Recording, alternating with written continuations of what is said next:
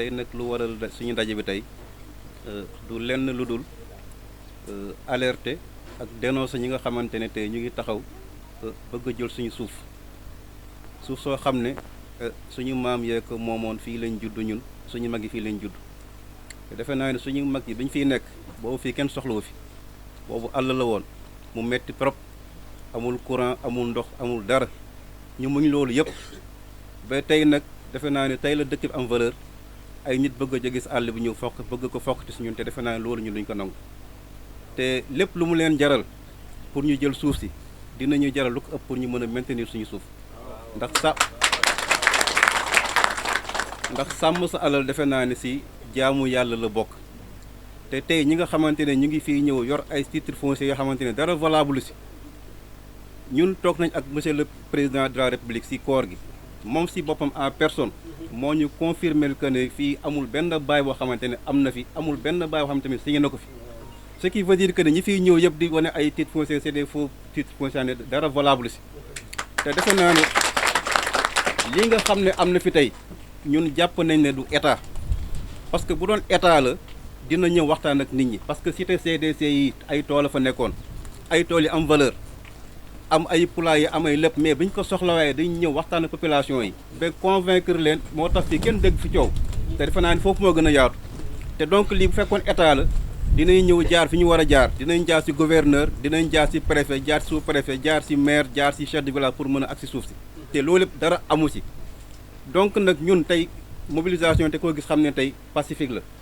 mais tey ñun pare nañu tey exclure ñu aucune forme de lutte tey lépp lu mu leen jaral nañu lu ko ëpp tey nag dañoo pacifique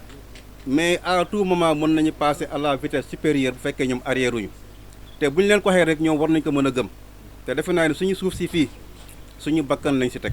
lépp lu mu leen jaral nañu lu ko ëpp kenn rek mu laa si xam koo xamante ne mën nañ ko gërëm di ko sant muy le sous-préfet de Sangalkam wax dëgg yàlla taxawaayam moom gis nañ ko si sa baa mën na ko témoigner keroog bi mu fi ñëwee ànd ak waa Descos bi ñu waxtaanee ak moom xamoon nañ si lu bëri donc tamit boo gisee sax tey ñu xaw a pacifique tuuti peut-être jox ko cër sax moo tax mais bu dul woon loolu tey mën na fekk tey leneen la ñuy def te tey ay magum jëm fi nekk ay responsable fi nekk tey sànni wu ñu xulo wu ñu xeexuñu sànni wu ñu xeex defuñu dara mais bu fekkee tamit arrière uñu loolu yëpp mën na am te bëgguñu fa yegg donc nag ñu ngi interpeller monsieur le président de la république lii na si wax parce que lii ay njabootam lañ njabootam yoo xam ne dañ fi sonn ay ñu ko fii jël ay promoteur lañ rek ñëw di wane ay titre foncier ne état moo leen ko jox te xam nañu dara du si dëgg donc nag président de la république na ko yëg na si taxaw wax ak ñoom ñu arrière bàyyi ak suñu suuf ñun fii la ñu judd fii la ñu yaru fii lañu suuf la ñu xam mbéy la ñu xam sàmm la ñu xam mënuñu d'accord nga ñëw fekk nit ku dëkk nga jël ko fa indi beneen nit loolu te ñun ñëpp ay sénégalais lañ loolu mënul nekk loolu duñ ko mës a nangu tey duñ ko mës a nangu ëllëg dafa naa ne tey suñu point de presse bi tey si loolu la leneen li mooy fii dëkk yi fi nekk dëkk bu si nekk da nga am sa extension Ngënduf tey am na 35 hectares yoo xamante ne dañu leen extension dëkk bi la bokk dañu bëgg tey suuf si fi nekk nañ ko régulariser ku fi am tool nga mën a am kayit ku fi am kër aussi tamit nga mën a am kayit loolu aussi tamit ñu ngi koy interpeller monsieur le président de la république parce que keroog bi ñu toogee moom loolu wax na ko donc nag loolu la ñu bëgg parce que suuf si fi nekk yëpp tey ñu si bëri amuñu kayit mënuñu am kayit soo demee ñu ne la ay titre foncier kenn xamul donc nag li fi nekk nañu fexe régulariser li nga xamante ne tey am nañ ko fii ku si am tool nga mën a am sa kayit ku si am kër aussi tamit nga mën a am sa kayit mais daal li ñu si mën a tënk mooy suuf si nii suñu bakkan luñu jaral loolu moom defe naa ne na ko ñëpp xam te defe naa ne suuf tey képp koo xamante ne jaralu la sa bakkan jaralu la nga dem kaso di nga ñàkk suuf te loolu yëpp ñun jaral nañu xat voilà promoteur yooyu noonu kenn ki ko xam am na koo xamante ne tey sama frère bi Cissé Ba toolam bërki dem lañ ko daaneel ku tudd Ngañ Fall moo ñëw daaneel ko ak ñeneen suñu xarit bii nii Jo Bagadi toolam mi ngi fi ëpp na fi 25 ans keroog la ko gaa ñëw ñu ne waa Azerut lañu te bi ñu ñëwee dañ ne ay projet kër lañ fa def te loolu yëpp amul ndekete ay tool lañ koy def mënoo daaneel tool pare bëgg fa def tool loolu mënut a nekk. dañu daje fii tey si Ngënduf village bu nekk commune de Bambilor tey ñu am lu ñu métti tey ñu koy ñaawlu di ko naxarlu muy si wàllu foncier dañu constaté depuis daaw ba tey ñu ngi jot ay menaces yu métti si wàllu foncier benn waay bu tudd Ngañ Fall ñëw si suñu tool yi di daaneel yor ay bulldozer di ko def guddi di ko def bëccëg souvent dimanche passé nag la ko mujjee def muy sama tool ak samay toolu voisin ak sama tool benn jigéen bu tudd Mané Thiam ñuy wax ne xanaa dañ nekkul ci pays de droit parce que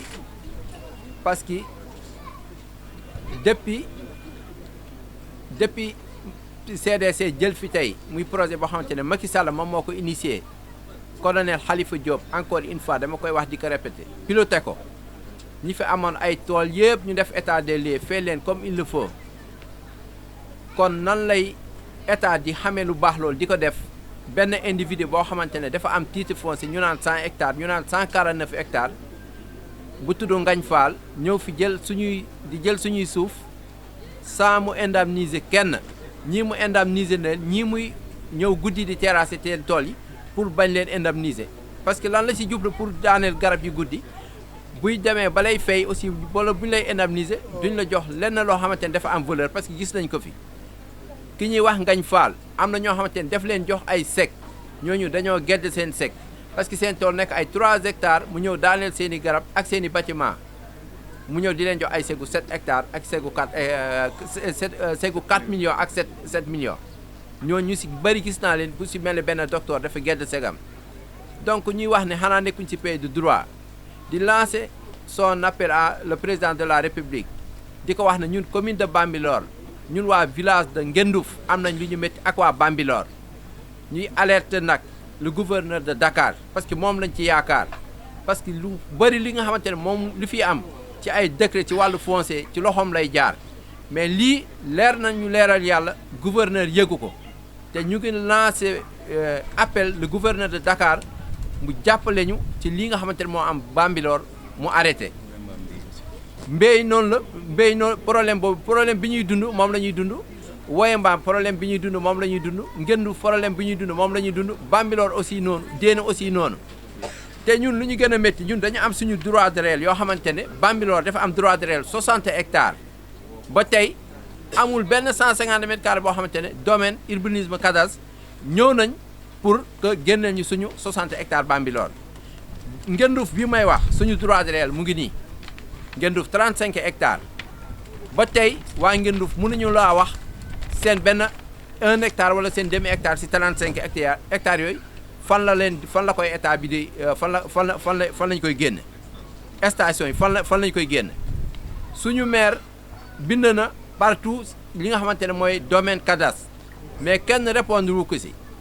parce que ñoom ni ñuy def suuf si mooy dañ koy jël di ko jox benn individu jox ko 5 hectares wala jox ko 30 hectares wala 50 hectares te loolu fan lay xewe impôt de domaine cadastre urbanisme kon banditisme foncier boobu ñu ngi koy wax encore une fois di ko répéter cadastre domaine urbanisme lay jóge foofu la juddoo parce que suñu autorité yi nga xamante ne autorité yi nekk fii muy la maire muy la sous-préfet amul kenn koo xamante ne il est au courant li nga xamante ne moom mooy xew tey si commune Bambilor ñuy lancer appel nag son excellence président de la république ak gouverneur de Dakar ñun population de la commune de Bambilor sonn nañ parce que ñun suñu tool yi moom la ñu am dañuy sàmm di béy li nga xamante ne tey bi CDC bi mu ñëwee jël li nga xamante ne li fi nekkoon mais jël nañ ko si anam bañ ko war a jël li nga xamante ne tey moom lañ ko dese lii dañ ko lotiser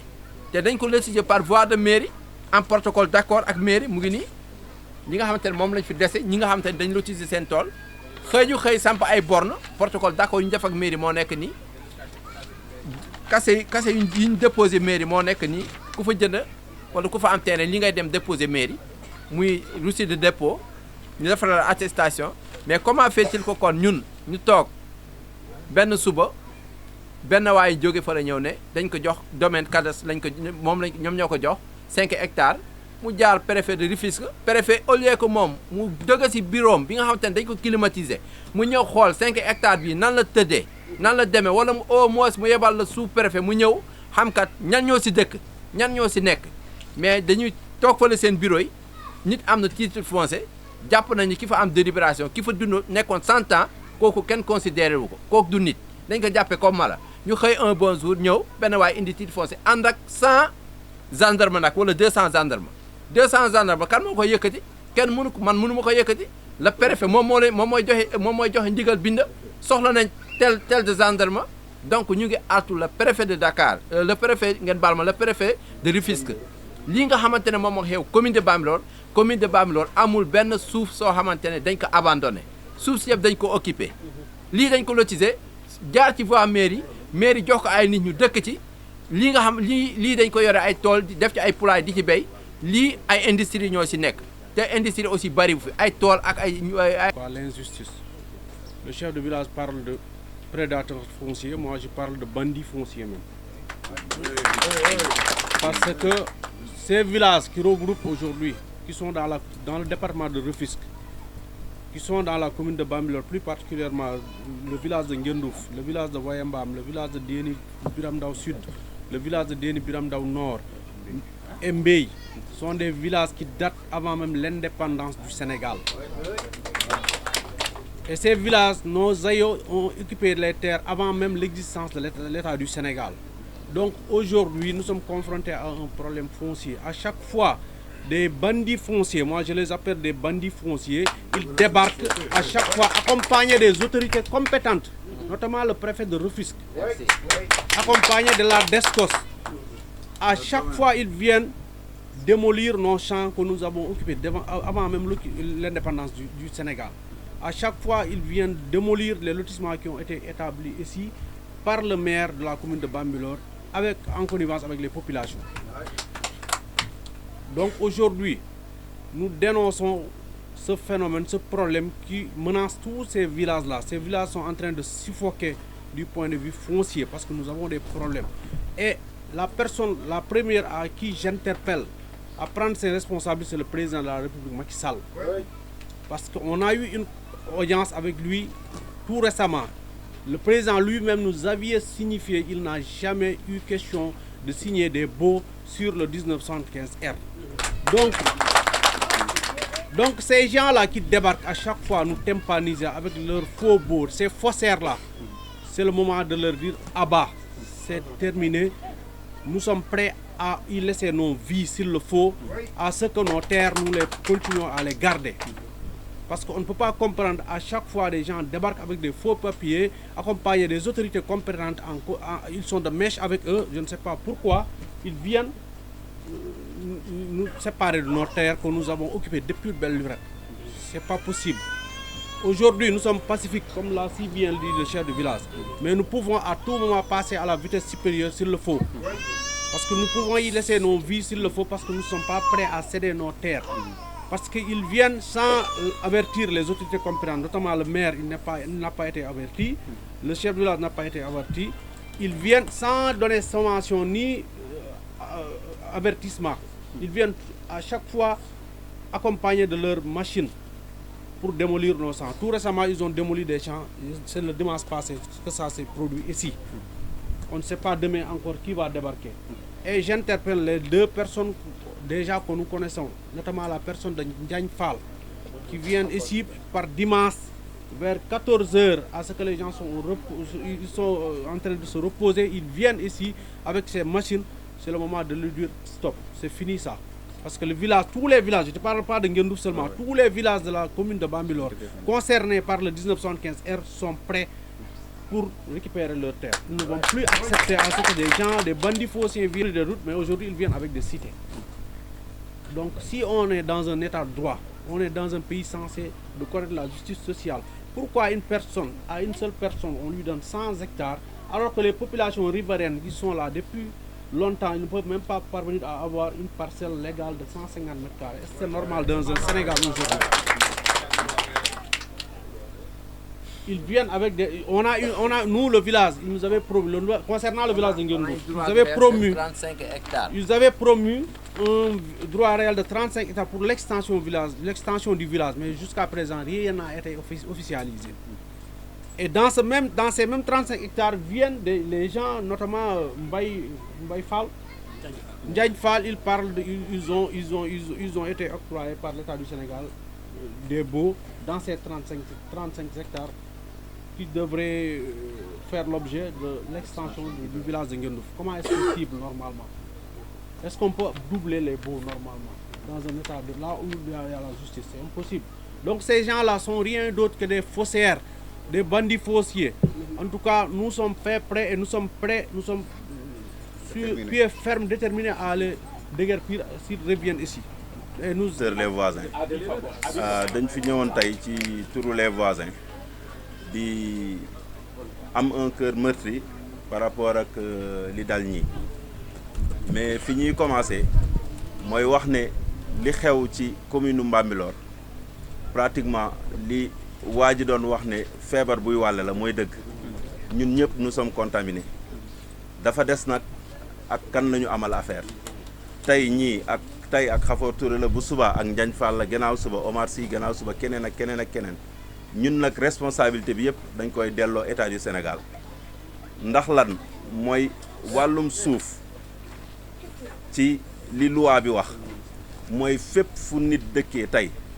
fépp fu périmètre Sénégal bi yëpp domaine national la domaine national nag ki nga xam ne moo fa nekk kooku lañ dénk suuf si moo xam moom moo ñëw fàq dëkk moo xam moo créé village moo xam dafay bay moo xam dafay sàmm ak lépp lu mu fay mënta def moom la état du Sénégal dénk suuf si ba keroog mu koy soxla bu ko soxlaa nag seul le président de la République moo am prérogative ne diw jox naa la nangam ci périmètre bii nga dem jëli ko mais boo demee di ko jëli yoral titre foncier yoral loo mënta yor ki fa nekk nga xam ne moo ko occupé depuis jamonoy maamam moom moo yor suuf si moom aussi moo la gën a légitime ci suuf si waaye nag boo ñëwee lépp lu mu fa teg muy pen man la muy dara dëgg la yoon dafa ne da nga koy ndàmpaay loolu nga jël soog a jël suuf si waaye nag problème bii dafa gën a sérieux lu tax ñuy wax loolu bëri na ñu fi dëkk ñu fi nekk ñoo xam ne bu fekkee rek jël dem lotissé mën nañu uta wax ak promoteur ñu ñëw lotissé ñu defaral leen seen i kii bu fekkee wàllum projet comme ki fi toog léegi-léegi ku ci nekk am nga ci ay projet yoo xam ne da ngay jël sa kayit nga dem pour ñu régulariser la ñu bañ koo def léegi lu tax ñu bañ ko def te yow nga ñëw fii war ñi am say projet yaa xam da nga fi doon sàmm maa xam yaa xam da nga fi doon bay yaa xam poulailler ak lépp loo fi mënta def am ci say projet ñu bañ la régulariser ñu toog ba xëy un bon jour rek ñu jëlee fële benn nit boo xam ne diw lay tudd juddoowul ci dëkk bi cosaanoowu fi def fi benn activité ñu xëy rek nee ko yow lañ ko jox ndax suuf si tey bu doon dañ ne SICAP lañ ko jox Malla HLM pour mu def ay projet yoo xam ne lu jëm ci état du Sénégal la mais pourquoi pas mais li ñuy gis mooy ay nit ñoo xam ne seeni projet privé lañ yor ñëw rek xëy bëgg a nekk ay milliardaires ñëw ñu jël suuf soo xam ne depuis ci say jamonoy maam da nga fi fekk say maam say maamaati maam ne fi ba tey te tey lu ci gën a metti sax lu ñuy déplorer mooy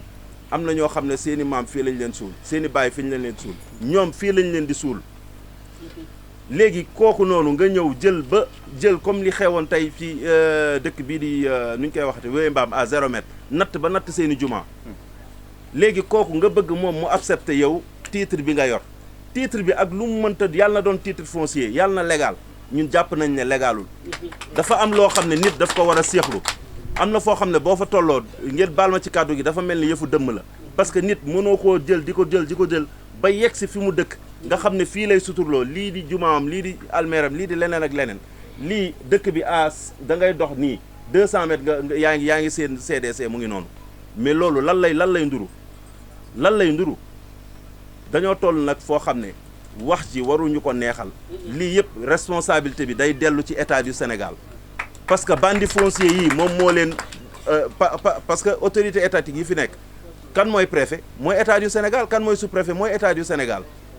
ñooñu am na fu ñu jaar ba jaar ak ñoom ba ñooñu di leen gunge pour ñu ñëw jël suuf si buñ koy jël nag ñun ñu nekk population commune Mbambilor toujours ma wax ko dañoo nekk nit ñoo xam ne du ñu nettu fitna nekk nit ñoo xam ne dañoo ouvert kooku nag bu la ubbilee buntam war nga ko respecté ñëw nga waxtaan ak moom ne ko lii ak lii nangam ak nangam mu gis ci boppam ngeen waxtaan ba juboo nga jël li nga ci war a jël mu am li mu ci war a am. ñu mu ko wax dama bëggoon taxaw projet bu am maanaa projet bi laaj ma leen xaalis laaj ma leen dara lu dul régulation de pouvoir de bail document bi dugal naa sama dossier depuis 2014 am naa document yëpp ba bind premier ministre à l'époque Boun Abdallah Dionne mu confirmer projet bi noonu ko taxaw lu gën a gaaw waa APIX jël relais bi ñu jël relais bi bind à l'époque Mamour Diallo moo nekkoon foofu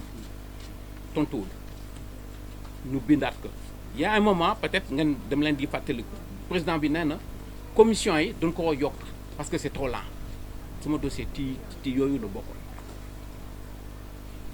sama partenaire ñëw nañu fi ça fait plus de 3 fois ba benn jour préfecture woo ma il faut ma jóge fii parce que am na ku ko moom ci demee naka la mu nekk dugal naa kayit pour am sama baay am na lu ma bëgg taxaw man projet d'utilité publique la d'utilité publique moo wax alors qu'on l'a donné à des gens projet privé c'est pas la même chose su doon xaalis kese jaay naa ko bu yàgg su doon xaalis parce que dama bëgg am sama partition def dara pour waa Genduf waa Bay ak waa Bambilor su doon loolu rek jaay naa ko bu yàgg mais ñoom nag xaalis moo leen di intéressé moo tax ñu jaay benn jour dama ñëw tool di dem rek 4 camions d'escorte ñëw daanu ci tool bi lu nekk laa wax ba ils n'ont rien voulu comprendre. Ils ont terrassé. C'est combien d'hectares? 5 hectares. 5 hectares nous ko terrassé. Plus de 80 millions d'investissements là def foofu pour déjà ay kaaf. Le temps que mu am sama baay. Mun naa leen woon je peux vous montrer le financement est disponible. Le rapport technique montre que j'ai avis favorable. Urbanisme, avis favorable. Environnement pour la faisabilité du projet, avis favorable. J'ai tous les documents. Loolu la mooy wane que moi je comprends pas. Donner wax chômage am na qu'on appelle am na donner wut créer des emplois. Mais je propose des emplois 200 emplois à la clé ma ni la. Ça c'est la première année. On préfère donner à des privés. Donc vraiment je demande au président de nous aider nous tous. Sunu dëkk la sunu réew la. On veut que ce pays-là aille de l'avant. Mais il faut de la bonne volonté. Il y a des gens bien. J'ai rencontré des gens qui sont très bien au ministère qu'on appelle encore, au niveau des domaines, très bien, qui sont venus voir et qui ont été choqués par rapport à ce qui s'est passé.